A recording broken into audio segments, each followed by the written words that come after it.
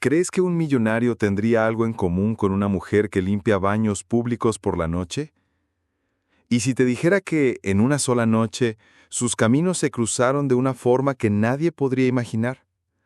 Esta no es solo una historia de dolor y superación.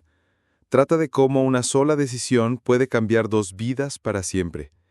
Pero cuidado, no todo es lo que parece, porque a veces el verdadero Salvador también carga con sus propias cicatrices. Lucía tenía 46 años y trabajaba como limpiadora nocturna en un edificio corporativo del centro de Madrid. Discreta, silenciosa, con las manos callosas y la mirada siempre baja, caminaba por los pasillos como un fantasma. Nadie sabía su nombre, nadie la saludó, solo vieron su uniforme manchado de productos de limpieza y el carrito lleno de trapos, cubos y bolsas de basura. Pero esa noche de invierno algo era diferente. Lucía estaba limpiando las ventanas del piso 27 cuando sintió una punzada en el hombro. El dolor le era familiar. Días antes, su compañera de piso, con quien compartía su pequeño apartamento en Vallecas, había vuelto a perder el control. Le dijo que era una inútil, que a nadie le importaba una mujer vieja y fea, y ella le creyó. Porque eso es lo que hace la violencia.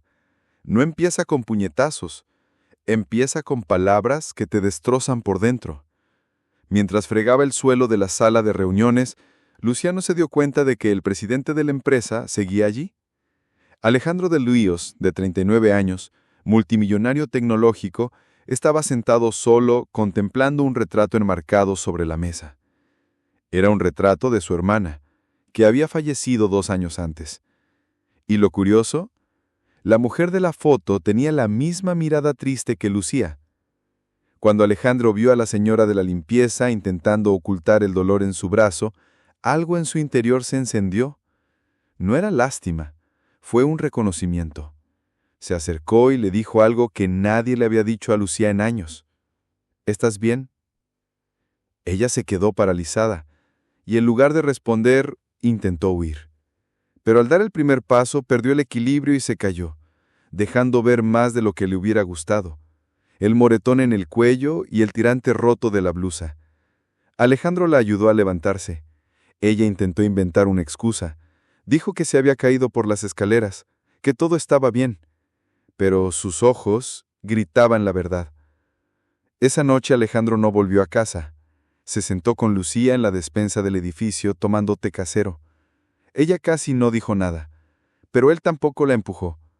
Solo al final, antes de despedirse, dejó una tarjeta sobre la mesa, con un número personal. Si alguna vez decides que mereces algo mejor, llámame. No soy nadie para ti, respondió ella en voz baja. Bueno, empecemos por ahí. Avísame. Alejandro del Ríos era el tipo de hombre que todos veían como inalcanzable, presidente de una de las startups más grandes de España, portadas de revistas, discursos en Davos, cenas con ministros, pero ninguna de estas victorias llenó el vacío que había cargado desde los 19 años. Su hermana mayor, Catalina, era la persona más importante en su vida. Cuidó de Alejandro como una madre cuando sus padres murieron en un accidente. Pero nadie imaginaba lo que Catalina vivió cuando se fue la luz. Un novio violento, celoso y controlador. Catalina ocultaba sus moretones con maquillaje y su sufrimiento con sonrisas, hasta que un día simplemente no apareció a recoger a Alejandro en el aeropuerto. Él llamó, envió un mensaje, pero era demasiado tarde. Catalina fue encontrada muerta 2 días después. El caso fue silenciado y el culpable nunca fue arrestado. Era hijo de una familia influyente. Desde entonces Alejandro ha hecho todo lo posible por borrar ese capítulo, pero nunca volvió a confiar de verdad en nadie. Por eso, cuando vio a Lucía esa noche, con la misma mirada perdida que Catalina, con la misma valentía silenciosa, algo en su interior se rompió y se abrió al mismo tiempo. En los días siguientes, Lucía intentó mantener las distancias. No llamó a Alejandro. Continuó con su rutina: limpiar el edificio, evitar las miradas, volver a casa en silencio. Pero cada noche, al pasar por recepción, el guardia de seguridad le entregaba algo: un café caliente, una bolsa de pan fresco, un abrigo nuevo. Nunca venía con una nota, pero ella sabía quién era. Hasta que un viernes, después del trabajo, Alejandro apareció en la planta baja y la invitó a un café de verdad. Lucía se negó 2 veces. La tercera vez le dijo: «No quiero que sientas pena por mí».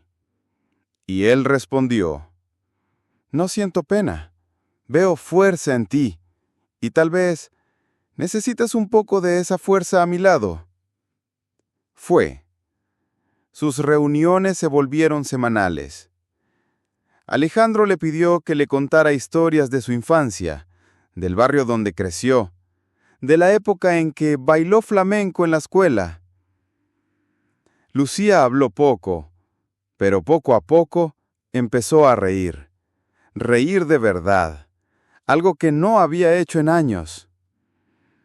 Alejandro, por otro lado, empezó a hablar de Catalina. Le contó cómo hacía unos pasteles horribles, cómo desafinaba en el karaoke, cómo decía que las mujeres fuertes no necesitan gritar, solo necesitan ser vistas. Lucía escuchaba, y cuando Alejandro temblaba, ella le tomaba la mano, con suavidad, sin molestar. Lo más extraño, Lucía seguía con su uniforme, seguía viviendo en el mismo lugar, pero por primera vez alguien la llamó por su nombre y sintió que existía más allá del dolor. En una de esas tardes de conversación, Alejandro la llevó a ver una exposición de arte en una galería discreta. Lucía nunca había estado en un lugar así. Miró un cuadro abstracto y dijo: «Parece el caos que vive dentro de mí». Sonrió.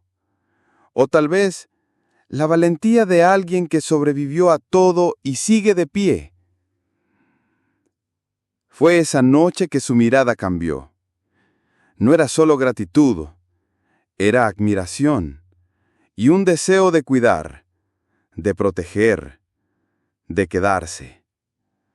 Lucía lo notó, y por primera vez no huyó, pero sabía que su atacante aún existía, que el pasado podía llamar a la puerta en cualquier momento, y que volver a sentir algo por un hombre era más peligroso que cualquier herida. Lo que Lucía no sabía es que el amor que florecía entre ellos molestaría a personas poderosas, y que Alejandro, al protegerla, pondría en riesgo su reputación y su empresa, porque a veces el precio de la verdad es más alto que cualquier fortuna.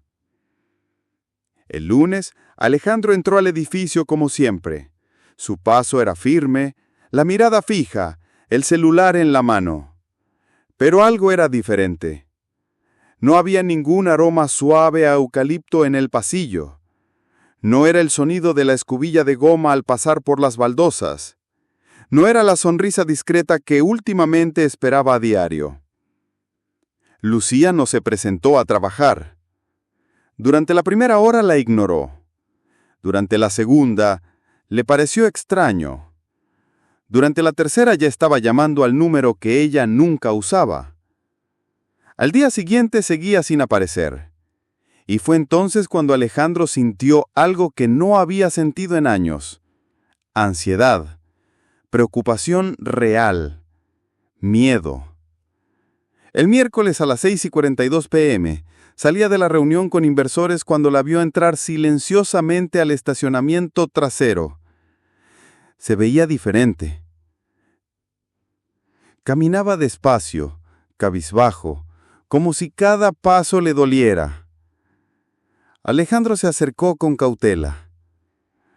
Cuando ella levantó la vista, se quedó sin aliento. Lucía tenía moretones en la mandíbula, un moretón en la clavícula y una venda en la comisura de la frente. Intentó sonreír, pero era como ver el sol intentar salir en un cielo envuelto en humo.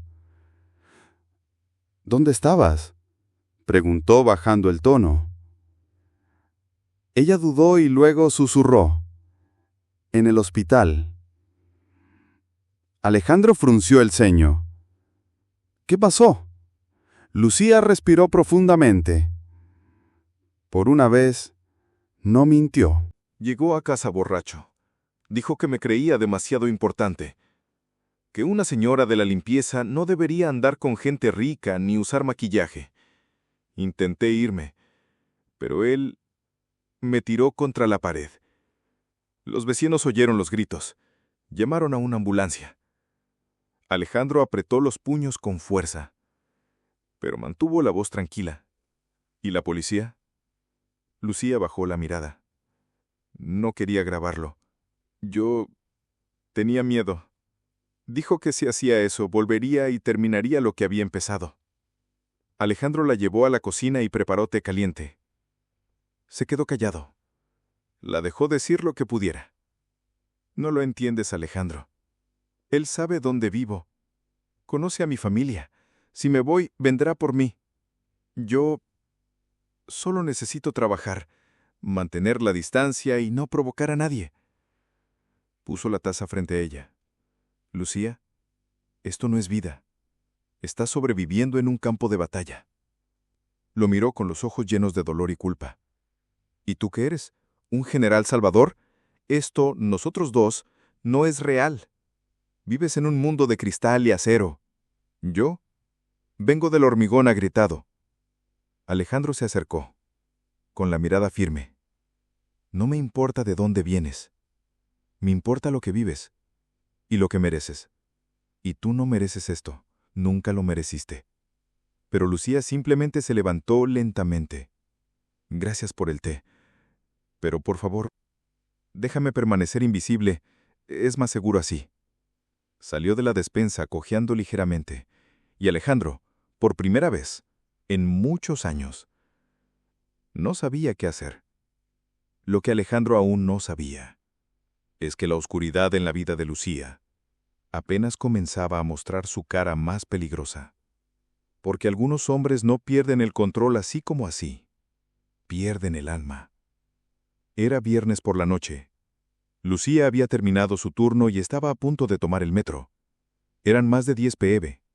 La ciudad seguía viva, pero sus pasos eran cansados. Cruzaba la calle Segovia, con los auriculares puestos y una bolsa de pan para el fin de semana. Fue entonces cuando olió a alcohol en el aire. Y antes de que pudiera reaccionar, «¡Lucía, desgraciada!», gritó una voz que le heló la sangre. La bofetada llegó antes del grito. Fuerte, rápido, público. Cayó al suelo, y la bolsa se esparció por la acera. Él le dio patadas en las costillas, gritando palabras que dolieron más que los golpes. ¿Crees que me engañaste? ¿Que puedes ir por ahí sonriéndoles a los ricos, haciéndote la víctima? Lo aprenderás a las malas. La gente empezó a grabar. Nadie ayudó, hasta que alguien gritó. ¡Llegó la policía! El atacante huyó. Lucía yacía en el suelo, sangrando por la boca, con la mirada perdida. Alejandro estaba cenando con ejecutivos de una empresa estadounidense de software cuando recibió un mensaje de un guardia de seguridad del edificio. Señor del Ríos, está circulando un video. Es Lucía. Fue atacada en la calle. Está en el Hospital San Carlos. Salió de la reunión inmediatamente. Se subió a su auto con el corazón acelerado. Vio el video decenas de veces. La ira lo dominaba, pero el miedo era mayor. ¿Y si no sobrevivía? Cuando llegó al hospital, encontró a Lucía inconsciente, con la cara hinchada y profundos hematomas en el abdomen. Habló con los médicos, llamó a abogados. Contrató un guardia de seguridad privado para que estuviera en la puerta de su habitación. Esa noche, Alejandro decidió que ella nunca volvería a ese lugar. Al día siguiente, Alejandro fue a la policía en persona. Exigió que reabrieran el caso. Les mostró el video, los informes médicos, los testimonios de los vecinos.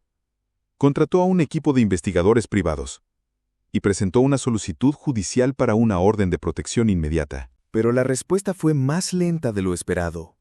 El atacante era el hijo de un político local con viejas y peligrosas conexiones, y en 48 horas los periódicos comenzaron a publicar titulares despiadados.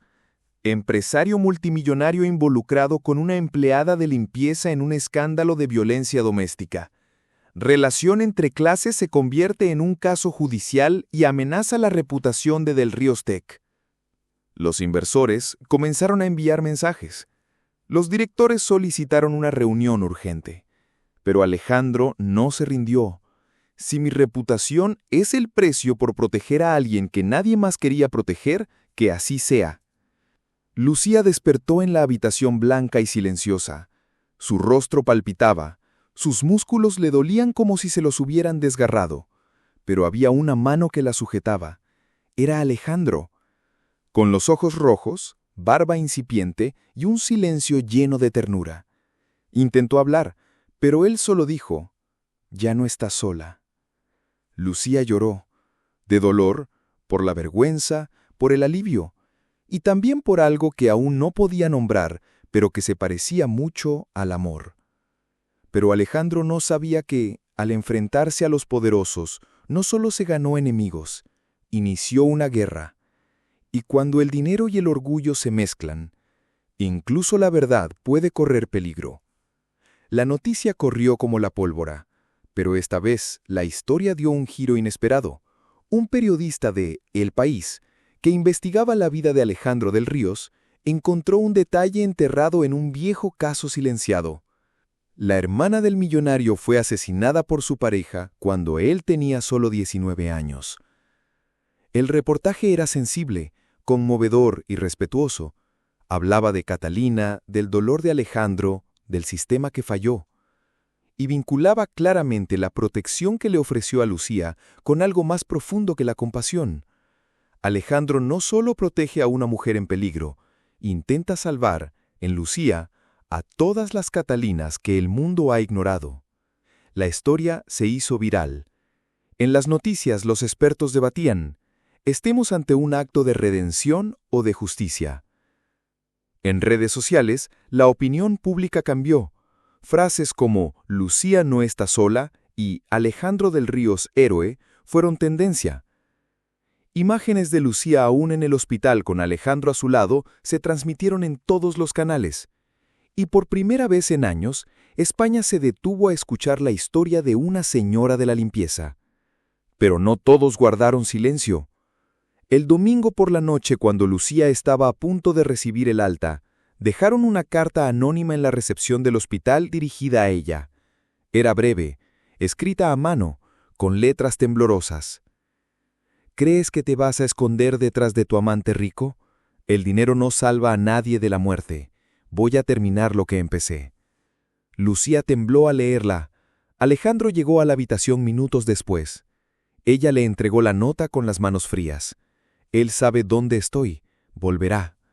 Alejandro perdió los estribos por primera vez desde que todo empezó. Basta. Esto ya no es solo violencia, es un intento de asesinato. Voy a hacer lo que sea necesario. A la mañana siguiente, Alejandro se reunió con el jefe de la policía regional. Llevó a sus abogados, el video del ataque, la nota amenazante, los informes médicos. Si algo le pasa a Lucía, no tendrán que responder sin más. Voy a hacer todo lo necesario para que esto tenga consecuencias, exigió. Medidas de protección urgentes, vigilancia del agresor las 24 horas, seguridad privada y personal policial alrededor del hospital y el edificio de la empresa. El juez a cargo, presionado por los medios de comunicación y la presencia de Alejandro, aprobó todo en tiempo récord. Lucía ahora contaba con protección total, pero tuvo un alto costo. Algunos miembros de la junta directiva de la empresa comenzaron a cuestionar a Alejandro. Estás mezclando sentimientos personales con decisiones públicas. La prensa nos asocia con escándalos sociales. ¿Y si te está manipulando? Alejandro respondió con frialdad. Si proteger a una mujer maltratada me hace perder clientes, entonces elegí mal a mis socios. Esa noche, Lucía miró por la ventana de su habitación del hospital, rodeada de policías. Se sentía como una prisionera protegida, a salvo, pero aún atrapada. Alejandro entró con una blusa nueva y una carpeta con documentos. Un juez autorizó la orden de alejamiento, y este documento es el comienzo de un caso penal. Pero no puedo firmar por ti, Lucía. Solo tú puedes elegir si luchar o seguir con miedo. Se quedó callada. Luego tomó el bolígrafo. Firmó y dijo: «Ya no seré Catalina. No terminaré en silencio». Ni se dejaría sepultar por la vergüenza. Alejandro simplemente sonrió, conmovido. Así que aquí es donde realmente comienza la historia. Pero proteger a Lucía era solo el primer paso, porque el verdadero enemigo seguía suelto. Y el siguiente movimiento sería el más sucio de todos. Porque cuando un cobarde siente que ha perdido el control, hará lo que sea para intentar recuperar el poder. Era un amanecer silencioso en el Hospital San Carlos. El turno de noche transcurría sin contratiempos. La mayoría de los pacientes dormían. Los pasillos estaban vacíos, salvo por una enfermera con un portapapeles y un guardia de seguridad aburrido tomando café. En la habitación 312, Lucía dormía bajo custodia policial. Alejandro estaba allí, sentado junto a la cama, dormitando con el brazo sobre la mesa. Fue entonces que un hombre con bata blanca entró en la planta. Llevaba una mascarilla quirúrgica en la cara, un estetoscopio alrededor del cuello y una bandeja en las manos. Caminaba con pasos tranquilos, casi practicados. Caminó por el pasillo, saludó a otra enfermera con un gesto sutil y se acercó a la habitación 312. Pero antes de entrar, se le acercó un policía vestido de civil, haciéndose pasar por un paciente cercano. Nombre y número de identificación. El hombre dudó. «Soy nuevo. Soy del Hospital General, pero...» La placa estaba impresa toscamente, y la foto claramente recortada y pegada. El policía no dudó. «Al suelo, ahora». El hombre intentó correr, pero en cuestión de segundos, otros 2 agentes lo rodearon. La mascarilla cayó al suelo. Era él, el atacante.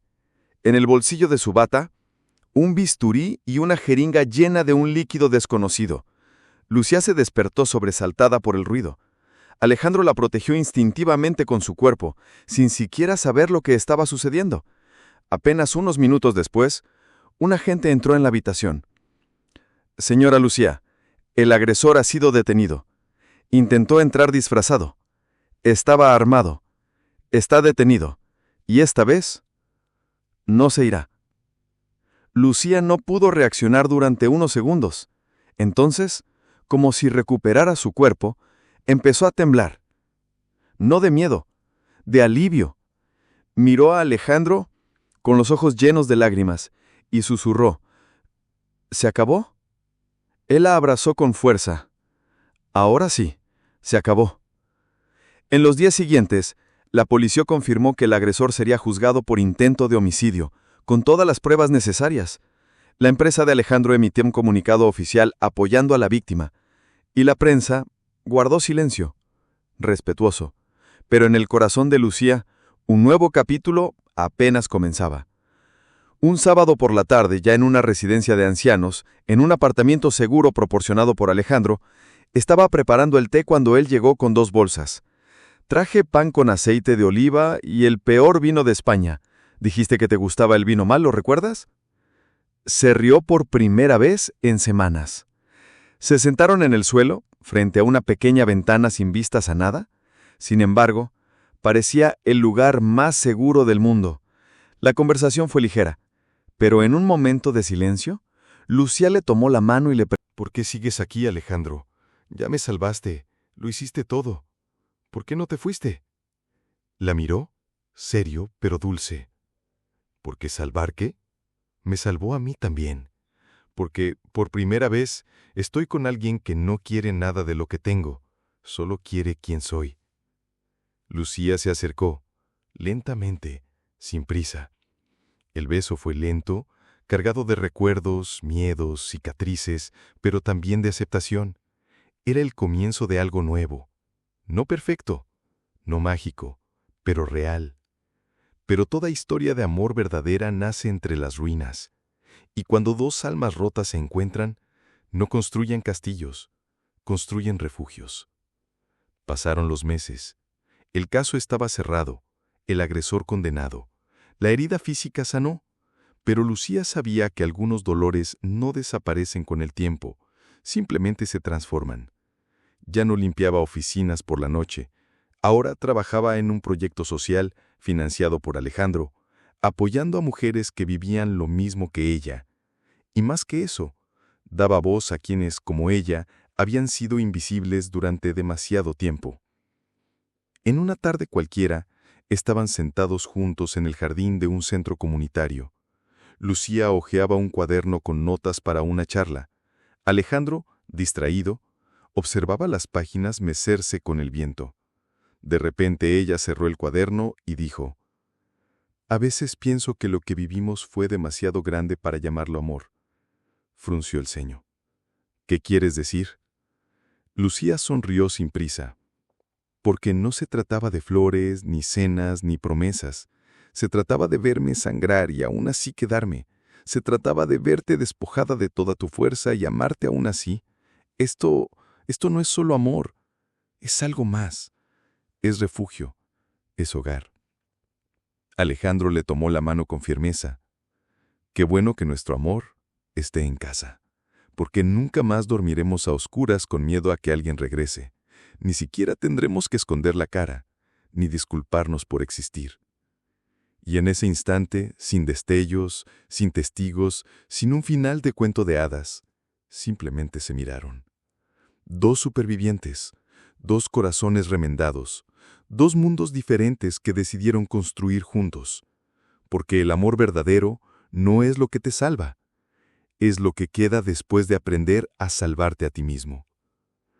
Esta es la historia de Lucía y Alejandro, de una señora de la limpieza olvidada y un millonario con cicatrices invisibles. Una historia donde el dolor fue el punto de partida, pero nunca el destino. Porque al final, lo que pasó no fue que él la salvara, fue que se vieron y eligieron quedarse. Si esta historia te conmovió, si conoces a alguien que necesite escucharla, compártela. Porque contar historias como las de Lucía y Alejandro es un recordatorio al mundo de que incluso en las sombras más profundas, la luz puede brillar. Suscríbete al canal para ver más historias conmovedoras como esta.